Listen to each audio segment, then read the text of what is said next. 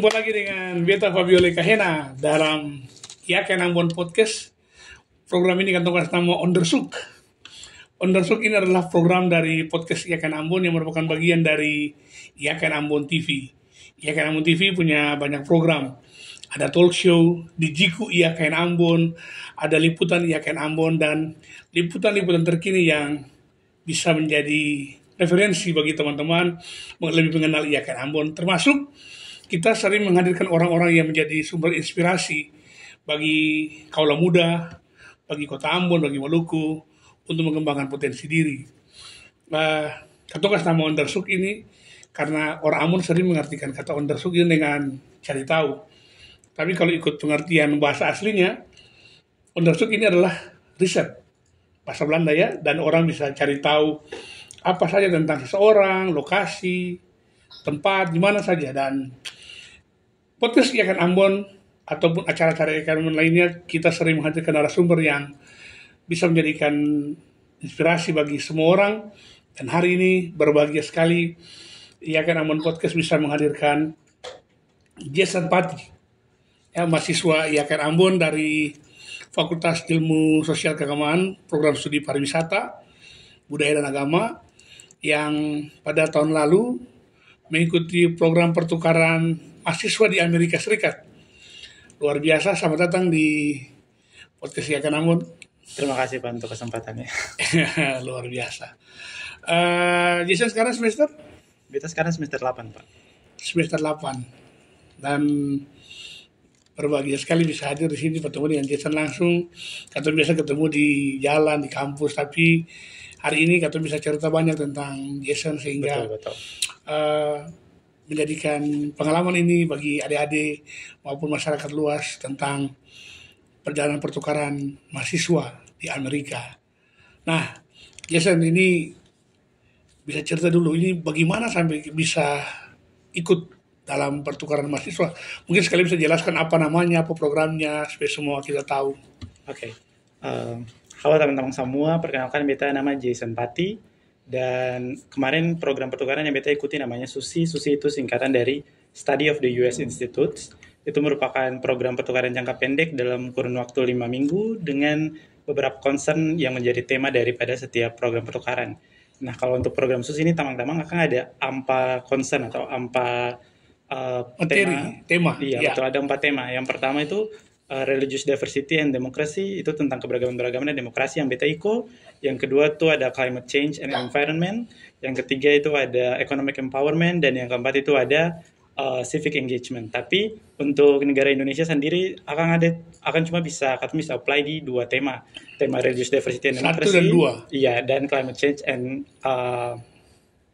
Environment. Dan untuk setiap tema, setiap tema itu ada 5 negara. Satu negara bisa kirim 4 perwakilan dari setiap tema itu. Dan ini merupakan program pertukaran jangka pendek dalam kurun waktu 5 minggu.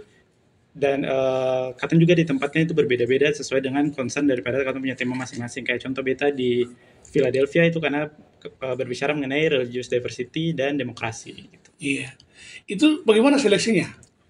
Kalau untuk seleksi sendiri mungkin sama saja dengan semua program pertukaran pada umumnya Pak, tapi karena waktu itu beta masih mahasiswa di YKN Ambon juga, dan ini merupakan salah satu kerjasama antara YKN Ambon dengan US Congen Surabaya. Jadi memang awalnya tuh SUSI ini bersifat eksklusif, maksudnya tidak terbuka untuk umum. Ya, tidak terbuka untuk umum, hanya untuk orang-orang yang memang sudah menjalin kerjasama dengan US Congen. Nah, YKN Ambon tahun 2023 itu sempat ada kerjasama, makanya dikirim undangan. Nah, tapi dari US Congen minta hanya 1 perwakilan yang bisa ikut seleksi di US Congen. Makanya jadi seleksi? Iya, dari sebelum seleksi dengan US Congen, dari Rektor sama Warek 3 juga membuat inisiatif untuk adanya seleksi di kampus dulu. Di tingkat kampus. Waktu di kampus tuh berapa orang ikut? Waktu di kampus tuh awalnya dari administrasi itu banyak. Tapi yang Batahang sampai di interview. Batahang nih bertahan. Yang bertahan sampai di interview itu cuma 3 orang Pak. Dan 3 itu sama-sama semuanya mahasiswa semester waktu itu katanya semester 6, mahasiswa semester 6 dari program studi pariwisata juga. Iya, dan pada akhirnya kampus memutuskan, bukan kampus, tim penilai. Iya, betul. Dengan segala objektivitas menentukan Jason untuk ke Amerika. Betul. Bagaimana perasaannya waktu lulus? Untuk seleksi ke nasional dulu. Jadi dari sini belum langsung berangkat ya? Belum, Pak. Jadi dari sini ada seleksi 1 kali lagi. Jadi belum bisa dari perasaan, belum bisa. Lalu ke nasional lo gimana? Ke nasional tuh sebenarnya pressure-nya sedikit lebih berkurang karena kan yang pernah ada punya seleksi dengan kampus kan sebelumnya. Jadi istilahnya kayak sudah pas simulasi duluan begitu. Jadi waktu di nasional lebih prepare. Terus waktu di nasional juga akhirnya beta punya inisiatif untuk beta ikut kelas les tambahan meskipun beta tahu mungkin beta bisa tapi beta yang bisa pungkiri juga bahwa masih banyak kekurangan gitu. Kayak beta les tambahan lagi sebelum ke nasional. Untuk bahasa khususnya. Iya betul. Untuk bahasa. Lalu pas lolos nih perasaannya gimana? Perasaan waktu lolos tuh yang pasti senang tapi di satu sisi juga pressure-nya tuh lebih besar karena ini merupakan pertama kali beta bakal melakukan penerbangan ke luar negeri itu first flight beta ke jenjang internasional. Terus beta juga ketemu dengan orang-orang yang pada dasarnya beta belum pernah kenal sebelumnya. Yang 4 orang yang tadi beta bilang satu tema 4 orang.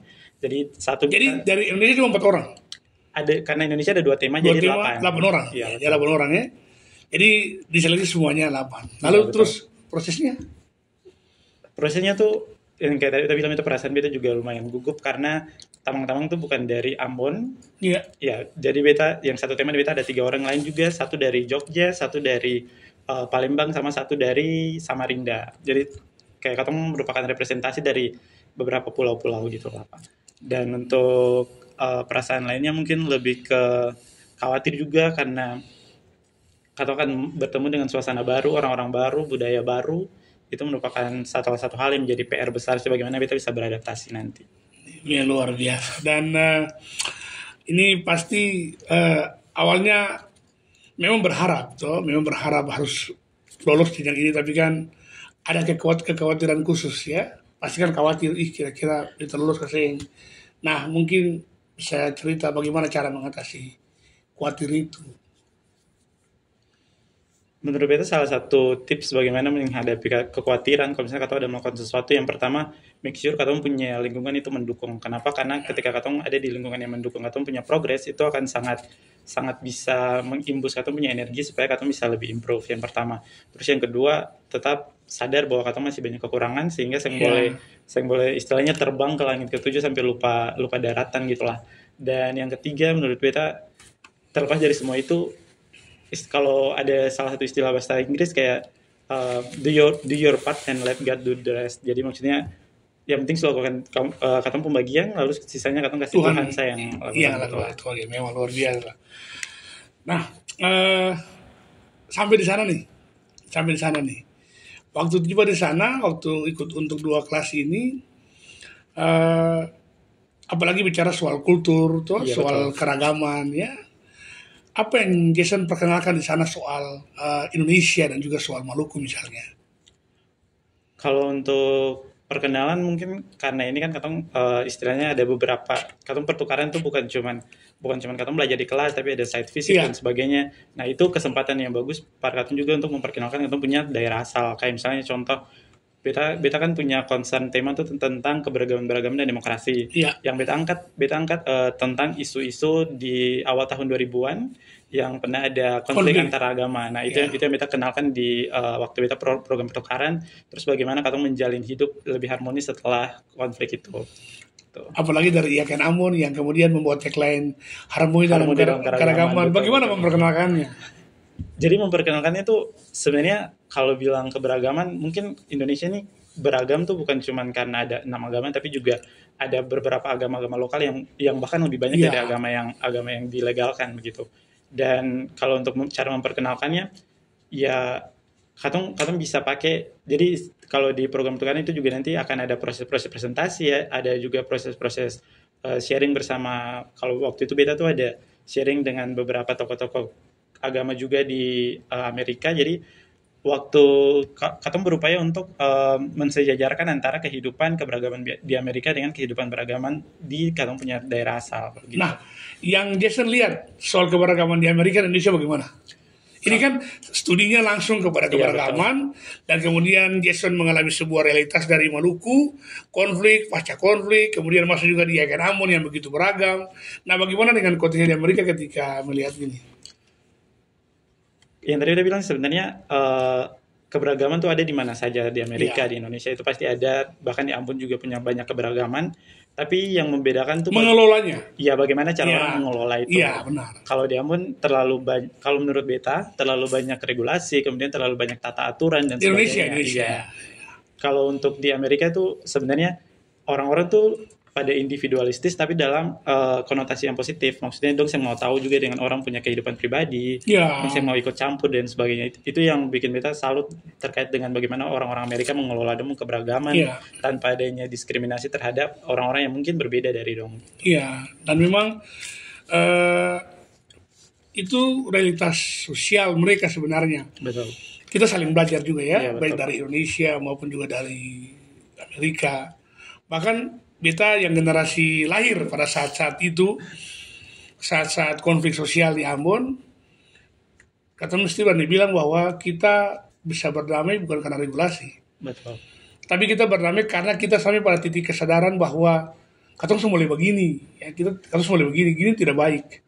Dan itu yang membuat sekarang kalau misalnya ada sedikit konflik cepat selesai, ya cepat selesai. Dan itu mesti kita bilang bahwa ternyata orang belajar keragaman Indonesia ini bukan saya belajar di sekolah di Indonesia, tapi sampai ke studi-studi di Amerika, betul. Dalam pertukaran yang Jason alami. Dan itu bisa menjadi bagian dari sebuah komunikasi untuk menyampaikan tentang Maluku dan Indonesia. Pernah pikir sih bisa pergi Amerika? Pernah Pak, dari kecil sebenarnya. Pengen pergi Amerika. Kenapa pengen pergi Amerika? Karena sebenarnya kalau waktu kita kecil tuh karena kita lihat kayaknya Amerika tuh sebebas itu, terus kayak bebas tapi teratur. Ya. Terus juga yang paling penting yang kita suka tuh juga karena ada beberapa musim yang mungkin lebih beragam daripada musim-musim di Indonesia. Iya. Kalau waktu kita pergi itu kebetulan musim panas. Summer ya? Iya, summer. Dan summer itu kalau di Amerika, khususnya di beta tempat di Philadelphia, itu mataharinya terbit jam 4, terbenamnya itu sekitar jam 9 malam. Iya, betul memang. Biasanya di luar negeri kayak gitu. Lalu adik kakaknya berapa orang? Kalau ditanya adik kakak berapa orang, kebetulan beta mama nikahnya 2 kali. Oh, nah, kalau dari boleh bilang sama gue? It's okay. Yeah. Kalau dari papa itu katanya ada 3 orang, beta anaknya 2. Jadi beta punya kakak ada 1, beta adik perempuan 1. Terus kalau dari papa yang kedua itu juga ada 2 orang lah, jadi totalnya katanya ada 5 orang. 5 orang.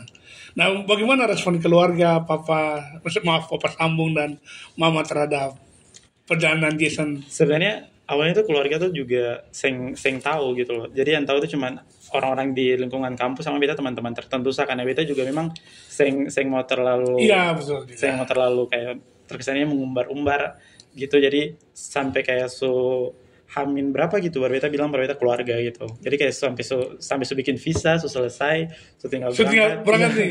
Baru beta kasih tahu beta keluarga kalau tahu pergi. Lalu dan responnya yang pertama pasti dong kaget, terus kayak ada beberapa respon yang mungkin agak berlebihan sampai ada yang nangis, terus beta yang kayak ya sudah mungkin beta mewajarkan setiap respon itu. Biasalah. Ya jadi kalau memang menangis karena keberhasilan kan menangis itu kan emosi. Iya betul. Iya tuh kan kalau orang bilang menangis bagian dari emosi, marah sedih ya. Tapi dan mungkin itu situasi itu ya semua orang tuh pasti wajar mengalami hal itu ya untuk sebuah keberhasilan anaknya. Kalau di Indonesia cuma bisa 8 orang, berarti di Ambon cuma 1 orang misalnya kayak gitu. Dan itu luar biasa. Dulu sekolah SD di mana? Waktu SD karena beta dari kecil beta di Latu Halat, jadi SD SMP beta di Latu Halat Pak. SD berapa? SD Negeri 2 Latu Halat.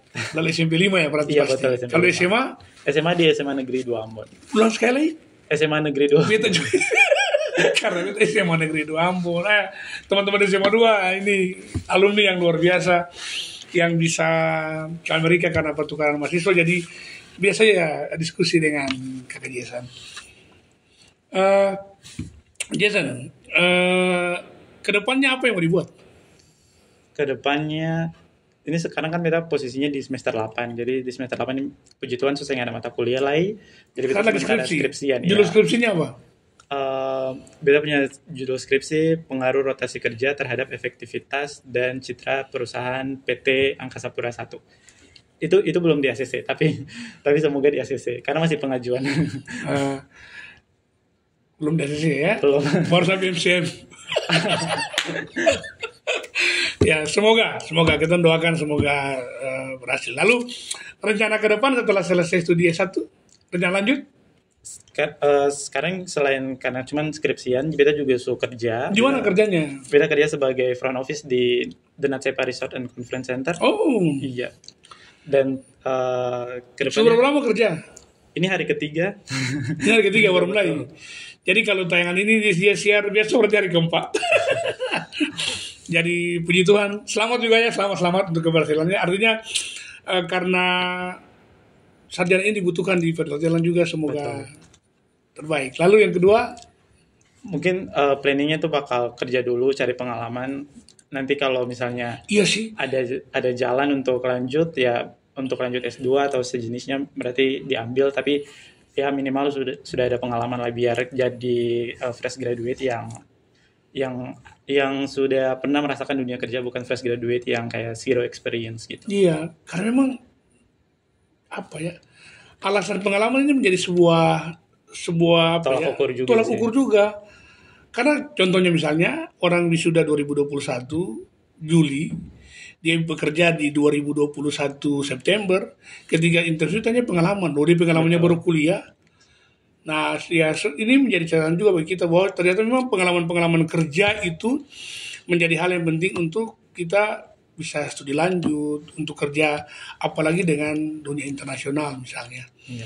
Mereka akan lihat CV kita ya, aktivitas kita selama ini bagaimana. Jadi, kalaupun memang studi lanjut apa, pariwisata tetap atau mau serong sedikit atau mau gimana dalam impiannya. Dibayangin sih karena sekarang kita juga concern di perhotelan, mungkin bakal lanjut perhotelan, tapi sebenarnya kita juga pengen coba kayak switch ke international relationship, tapi kayaknya itu agak susah, jadi kayaknya bakal perhotelan sih. Perhotelan. Semoga berhasil. Amin. Terima kasih. Semoga berhasil. Jadi kalau atas izin yang Maha Kuasa bisa wisuda Desember atau Juli? Kalau pertanyaan yang susah-susah gampang yang harus dijawab. Kalau Juli kayaknya belum tentu sih Pak, tapi kalau Desember bisa lah. Bisa. Dan itu tetap dia kan penerima beasiswa kan? Iya betul. Beasiswa KIP kuliah. Ini mumpung lagi sosialisasi penerimaan mahasiswa baru nih. Jason, ayo ajak teman-teman hari-hari masuk ya kan. Oke, buat semua anak-anak yang sekarang lagi di kelas 3 SMA ataupun yang sudah lulus baru kuliah, ataupun yang sudah lulus dan ingin merasakan dunia perkuliahan, kalau menurut kita jangan ragu untuk coba di YKN, karena yang pertama jarang untuk masuk. Oh ya, jangan ragu untuk masuk di YKN karena yang pertama banyak sekali jurusan-jurusan yang mungkin saya ada di tempat lain, kayak contoh kayak pariwisata, kayak misalnya kita punya jurusan pariwisata. Terus juga banyak sekali beasiswa-beasiswa yang bisa teman-teman raih, dan yang pasti teman-teman bisa merasakan beberapa atau fasilitas yang ada di tempat lain. Kayak misalnya contoh YKN Podcast. Ini kalau yang bilang pengguna tuh sedikit berbeda sebagai katong yang pelaksana tuh, karena pengguna kan dia merasakan langsung dampak dari kuliah di YKN Ambon. Jadi teman-teman di YKN Ambon ini sudah punya 20 program studi, 14 itu S1 dan 4 itu pasca sarjana, dan banyak sekali program studi yang teman-teman bisa ambil di sini. Sekali katong bilang bahwa orang kenal YKN Ambon mungkin kampus agama, tapi kita mesti bilang bahwa kita punya sudah 60% program studi umum di sini. Iya, betul. Ya. Jadi teman-teman bisa masuk, misalnya ada bahasa Inggris, ada arsitektur, ada teknik industri. Selain yang agama ada teologi, PAK, ya, konseling dan musik. Ya, teman-teman bisa masuk di YKN Ambon. Dan kami menyediakan fasilitas yang cukup memadai, termasuk kami mendorong ya mahasiswa seperti Jason ini, apabila ada kesempatan untuk ke luar negeri ataupun program-program yang lain, kami mendorong untuk bisa mengikutinya, dan itu ada di YKN Ambon, betul kan? Betul Pak. Terakhir nih, mungkin bisa kasih kekuatan atau harapan atau apa ya, semacam quotes untuk teman-teman mahasiswa YKN Ambon ataupun dari teman-teman di luar yang menyaksikan siaran ini dalam bagaimana meraih sebuah mimpi. Silakan.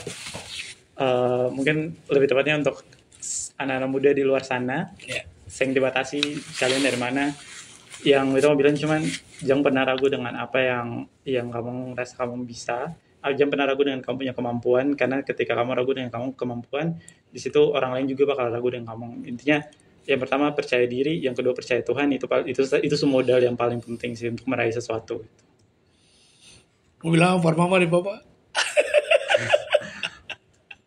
Kalau untuk keluarga mungkin lebih ke dangki banyak supportnya, meskipun mungkin dalam kurang-kurang, tapi setidaknya beta juga merasakan banyak sekali manfaat dan kebaikan dari keluarga. Terima kasih. Luar biasa. Ini sekarang lalu ketung sadiki armatu tumpul. Tapi itulah keberadaan ya. I have a dream. Ya. Itu yang Martin Luther King Jr. bilang tuh, dan dia terbukti waktu Obama jadi presiden. Gitu. Dan itu waktu yang cukup panjang bahwa mimpi itu harus diraih dan harus dicapai. Bukan bangun lalu ketemu hubungan dengan tanda kutip pasang nomor gitu, tapi mimpi yang positif. Betul. Yang perlu kita raih. Gantunglah cita-citamu setinggi bintang di langit supaya kalau bisa jadi astronot supaya belakang. Gitu artinya ada kemampuan untuk kita harus menggapai itu. Kalau cuma gantung di plafon atau gantung di itu kan bisa naik cepat saja.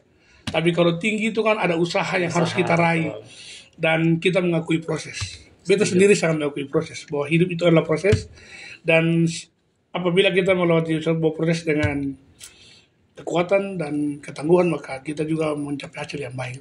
Setuju.